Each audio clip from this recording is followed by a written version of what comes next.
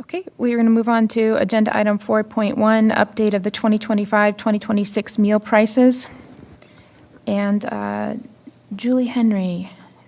Hi, Julie. Welcome. Julie Henry is Director of Nutrition and Wellness, and Dr. Swift will be assisting.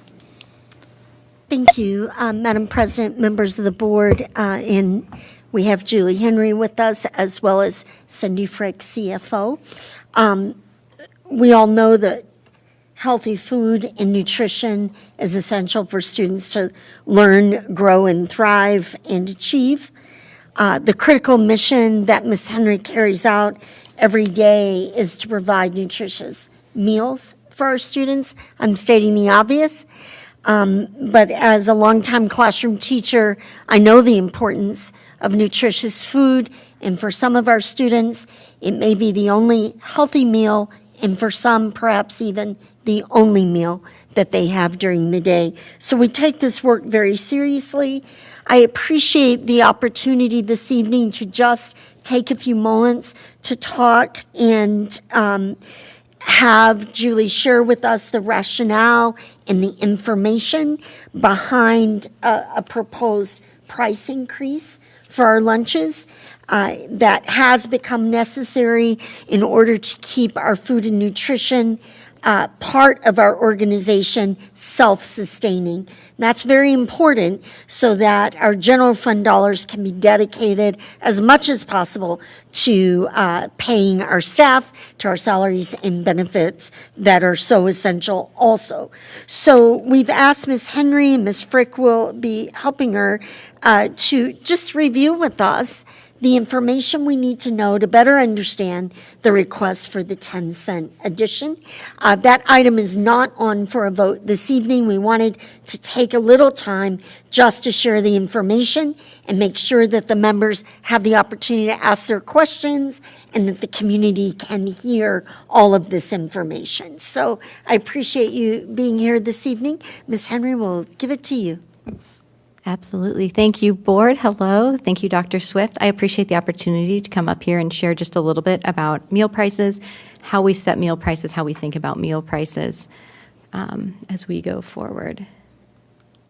So, level setting, we get reimbursement from the state and federal government for each full meal that we serve. The amount that we get from the state and federal government depends on the student's free, reduced, and paid status. When a student qualifies for free meals, we get free meal reimbursement, which is enough to cover the entire cost of the meal. Reduced price meals, it's all but 30 or 40 cents, depending on breakfast or lunch. And then there's the paid meal price that we get. We get a small reimbursement, state and federal, for paid student meals, but it is not sufficient to cover the entire cost of producing the meal.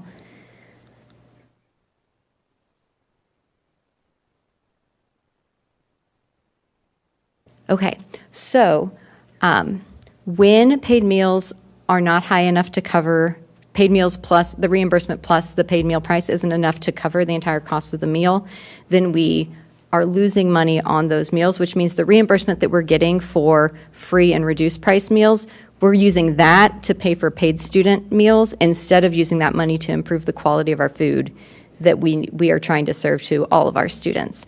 So this is why when the Healthy Hunger Free Kids Act of 2010 was passed, that it included a paid lunch equity requirement. And some of you who have sat on the board for many, many years have heard of the PLE and the paid lunch equity requirement. That plays into this, and it's because of historically needing to make sure we are raising the paid meal prices accordingly. So, the paid lunch equity requirement requires that we annually evaluate our paid meal prices in comparison to the federal requirements and adjust our meal prices accordingly, is pretty much what it says. So USDA says that for this next year, our weighted average price for a paid student meal should be $4.01. This past year, our current weighted average price is $3.08, and that's weighted, so you have your elementary, your middle, your high school prices. We feed more elementary paid student meals than middle or high school, so it's weighted based on the percent of meals at each grade level that you serve, which is why it's 308 instead of like a standard average. So what we're proposing is this 10-cent increase to only the paid meal prices. The free and reduced will remain free and reduced as they always have been. of 10 cents at each grade level in order to get that weighted average price of our meals up to $3.18, which is still below the $4.01 that USDA recommends in order to fully cover the costs of producing a meal. So on this chart, what you'll see is the meal costs. This past year, our all-in cost to produce a meal was $4.75. That's food, that's labor, that's health insurance, that's paper goods. $4.75 is what it costs for us to produce a meal. Our free reimbursement, state and federal, is $4.86. Our reduced federal and state reimbursement is $4.46, and then there's a 40-cent, the parents pay 40 cents to make that go up to the $4.86. Our paid reimbursement, state and federal, is 85 cents. So when we have a weighted average paid meal price of $3.08, our revenue that we generate from that paid meal is $3.39. So that means we're 82 cents short. We're losing 82 cents on every meal that we serve to a paid student. And as Dr. Swift mentioned, what this does is this puts us in a deficit trend in our food service fund, which if continues and sustains, at some point the district general fund will have to step in and cover. And we do not want the district general fund to step in and have to cover, because we want that money to be going to the classrooms and to the teachers.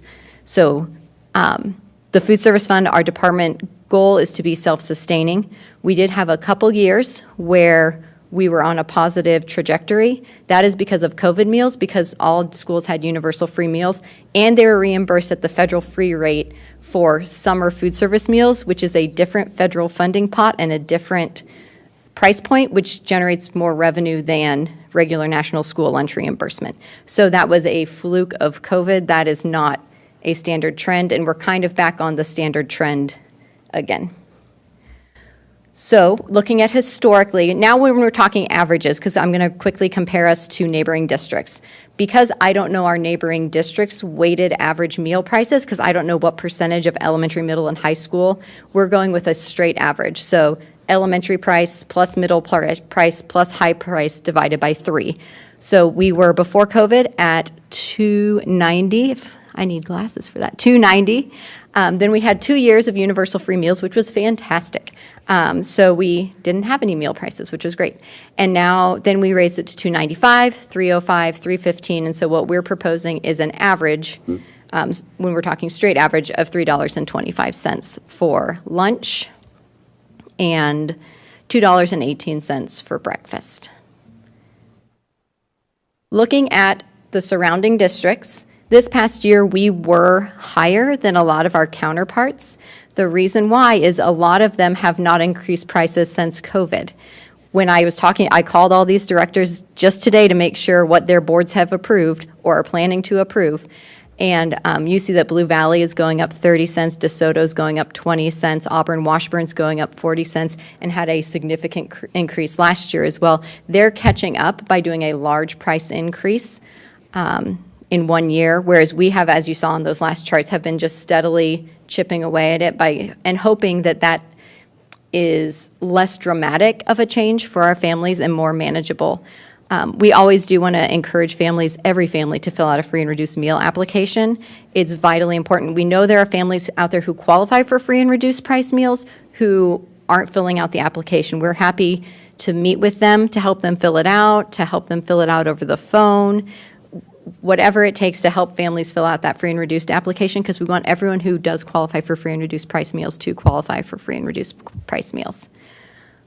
We'll go on to the next slide. So what the proposal that we're bringing to you today to be voted on, I believe, next week, or next board meeting, will be a 10-cent increase across the board, elementary, middle, high, for breakfast and for lunch, with an adult meal price increase of 10 cents as well. Adult meal price, as a side note, asterisk at the bottom, we're required by federal law to cover the entire cost of producing the meal for adult meal prices. So that's why we're hitting 5.10. That's with what we're projecting of our food increases for next year. That should be fine. We do not know what the federal reimbursement rates are for next year yet.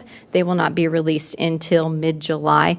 And obviously, we don't know what the future holds for food prices and supply prices for next year. So we're making the same educated guesses on our family grocery budget for next year as, a standard household would. So at that time, with that, are there any questions I can help answer? So just to, before I open it up to questions, I just want to remind the board that as part of our legislative priorities this year, and I'm guessing likely next year, we did advocate to provide universal meals free to all students, and will continue to do so.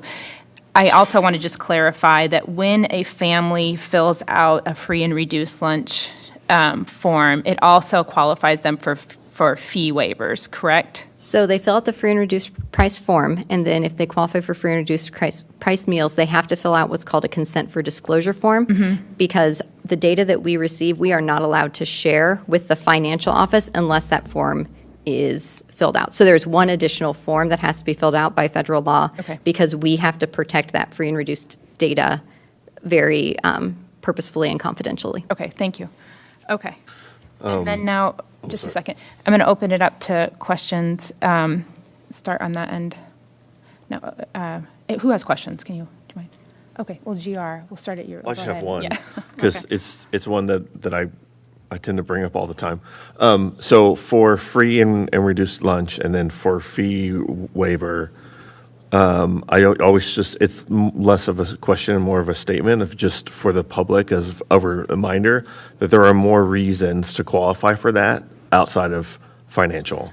Absolutely. And so if you would go into some of those other reasons why people might qualify, just in case they're not aware. Absolutely. So you can qualify based on income. So that's the free and reduced application. You can also qualify if you qualify for food assistance, temporary assistance for families, if your kid is in Head Start, if a family is declared homeless, migrant, runaway, foster children. So some of those that data we get directly from the state, and we're able to qualify that way. But let's say you just qualified for food assistance, you can fill out an application, mark that on the application, and it'll help us process it faster. And we always say, if you're not sure, fill out the application, because we are happy to process more than, to make sure that we're catching everyone who needs that support. We don't want anybody left out.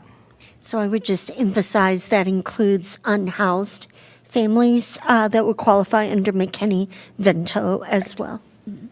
Thank you. Yeah. And just to clarify that if the board opted to offset some of the costs, it would have to come through this is a question for Cindy, it would have to come from the general fund. You cannot use capital outlay dollars for this expense. Correct. It wouldn't qualify for capital outlay, and so we would need to transfer money from either general fund or our local option budget, our supplemental general fund, into food service. The buckets that we talked about, right now we just have food service income, less expense. Our balance is declining, and so it may get to the point where we have to transfer money over from general fund. Okay. Other questions? This is my last question. We have historically had families who have carry a debt, and then we have had assistance from the community to help pay those off. Can you just talk about that, since we are in conversation about this right now, what that's been like for families? Do you remember, was it 22,000? We have a meal support fund where we take donations. We take donations all year, and then we gift out of that fund in December and then in May to families that have negative account balances that have been unable to pay off those meal balances. We have a committee that looks at them. We prioritize families who had a negative debt and then qualified for free meals, or families who were accumulating a negative debt and qualified for reduced price meals. So putting in an application helps us determine who might get a gift from the meal support fund. We do have donors who donate to a specific school. So as we had a large donation to Lawrence High this year, to Sunset Hill, to West, and those funds go specifically to kids only at those schools. So we do honor specific schools or district-wide meal support fund Okay. And donations. if folks wanted to make a donation, what is the process for them to do that? So they can reach out to the Lawrence Schools Foundation, or we are going to be getting the link on our website back up and running. It was from a previous, every year we have to reset those, so we need to reset the next one for Okay. the upcoming school year. And just to GR's point, like when you are a family that fills out the form for free and reduced lunch, that's based on your income from the year prior. But if a circumstance comes up, you can become eligible within a period of time, correct? Yes, at any point that your income changes, you are eligible to reapply. And then once you qualify for a year, that qualification holds for the remainder of the school year. So let's say you lose all of your income and jobs in October. That free status, because you don't have any income, will hold all the way until the next school year, even if you do find a job in that meantime in order to help you get back up on your feet. Okay. And then just to reiterate, we feed every student that shows up at our buildings, regardless of whether or not they can. Correct. Yes, our policy is if a kid wants a lunch, we feed them a lunch. Thank you. Okay. Any other questions? This is Carol, not so much as a question, but a comment. I do know that personally at Dillon's, you can select a charity, if you will, if you want to, your contribution to go to. So I selected Cordley Elementary. And in turn, I saw where Dillon's donated over $1,000 to the Cordley Lunch Fund. So that is another avenue for folks to look at if they are interested in helping local schools that way. Can you say again how you did that, Carol? Oh, yeah, the Dillon's community, the Dillon's app. Oh, okay, or on the app. community, you Okay. can sign up as a community, where you want your contribution to go to, you can sign up there at Okay. Dillon's. Thanks. Go ahead, Bob. Yeah, I'm right now just struggling a bit to understand the why. And not so much that I'm opposed one way or the other, but more my question is, as I'm listening, we have a federal requirement that we cannot supplant the free and reduced lunch to finance the paying lunch people. So when I'm listening, I'm saying, okay, so then really what you're telling us is from a federal standpoint, this is you got to do it. You either got to do it or you come up with the money from somewhere else. Because I'm sitting here going, okay, I don't understand the choice. I don't see a choice. So this is where you're going to get me way into the policy weeds, which I love, but I'll try to keep it really brief. When the Healthy Hunger Free Kids Act was enacted, 2010, Right. that was the requirement. So they passed that into law and said, you've got to meet this standard. Really quickly, districts across the country were like, whoa, whoa, whoa, whoa, whoa, we can't increase prices $1 on families in one school year. So then the USDA said, okay, 10 cents per year until you meet that threshold. If you don't want to hit that floor of 10 cents per year, you have to use non-federal funds. And that was true until 2013. So the Consolidated Appropriations Act of 2023 made it so that if your food service fund has a positive balance at the end of the year, you can request a waiver from putting that general fund money back in. And in the state of Kansas, because of Kansas cash basis accounting laws, all food service funds in Kansas always have a positive balance. So every school district in Kansas technically doesn't have to put those general fund dollars into it to make up that 10-cent floor, even though that was the purpose of the federal law back in 2010. But as you could see from the price of the meals versus the price to produce the meal versus the price that you get for a paid meal, like we're losing money on those, and at some point that's going to result in a general fund transfer, even if you don't do it as a result of the PLE. Does that make sense? It makes sense. Okay. It makes sense. Basically, what you're telling me is basically our choice is don't do it and pay it out of general fund, or do it. Do it. Because if you don't do it, what happens is then you affect your ability to pay teachers and things like that. Yeah. So, and that's what you're telling us, which makes it more understandable. Right, and this is Carol. I echo your sentiments and frustration, and we've sat here and listened to countless hours of Shannon's reports about Topeka not fully funding our public schools, and about this time last year, we sat here and we listened to reports about the STAR bonds for the emergency meetings over at the Kansas State House, where our legislators were more interested in funding a dome stadium and luring the chiefs over. And that will, if they were to come over, and they have till June 30th to decide on whether or not they want to come to Kansas, that will cost Kansas anywhere between $2 and $3 billion to fund a stadium. So we are dealing with a legislature that is more interested in funding a stadium than, in supporting our kids. Thank you. So looking at the chart that's kind of tracked the food service ending fund balance, so, we went up with the COVID money and now we're going down. So from what I would see, that in 2 years, we would be out. So I guess my question is, and I'm not saying I want to do this, but my question is 10 cents the right amount? Because what happens So in 2 there years? are multiple levers that we can use to try to level that out. Our goal is to be as perfectly neutral budget-wise as possible. We don't want to make money, but we don't want to lose money. We just want to break even every single year. So meal prices is one lever we can pull. We're also analyzing, the cost of every single entree. Like, we're looking at that over the summer. Pricing that we can get. Can we change anything with our menu? The challenge is we want to improve the quality of meals, and higher quality entrees cost more money. So how do we negotiate that? We look at meals per labor hour per kitchen, and there's an optimum efficiency for a kitchen. So we're always looking at, are we overstaffed in a kitchen? Are we understaffed in a kitchen? Where can we move hours, shift people? Are there ways we can generate additional revenue in the food service fund through like a la carte sales? So that's where bringing in additional vendors at the high school level to sell a la carte things, we can set prices on those to generate revenue. So we're generating off of additional sales, but not off of free and reduced price meals.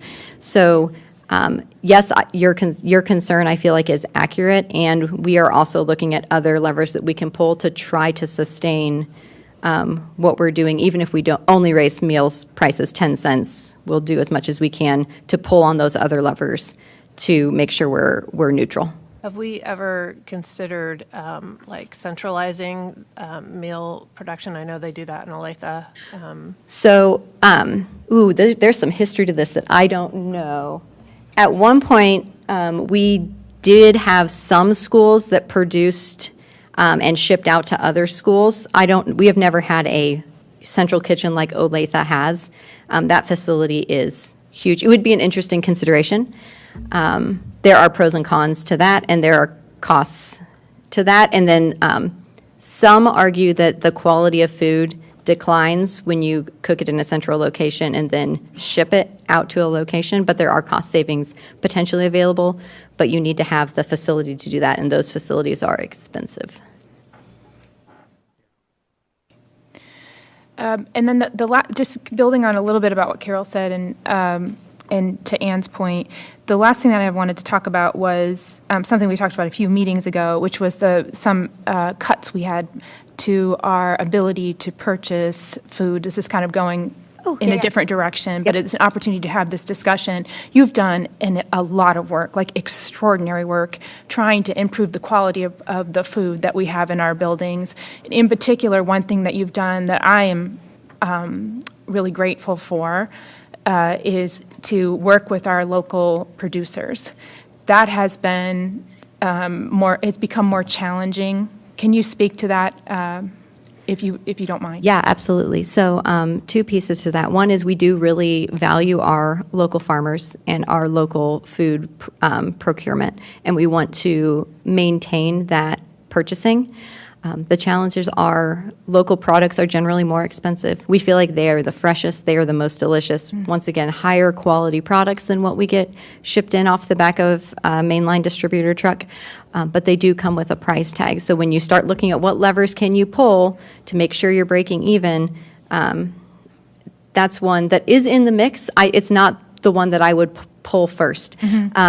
There was the Local Foods for Schools, which was a federal program that gave us about $86,000 over the last year and a half for local beef. We were able to utilize that money, and we were anticipating that that funding through USDA would be renewed, and then in the last 6 months, 3 months, that funding stream was taken away. So we use that to purchase local beef. We're bummed that it's not there. That means that we just have to go back to our mainline distributor to purchase ground beef, which is not as high a quality and doesn't support the local agriculture or the local industry as much as we would like. But we have to, once again, balance the cost of the local food versus the cost from the mainline distributor. Okay, I appreciate that.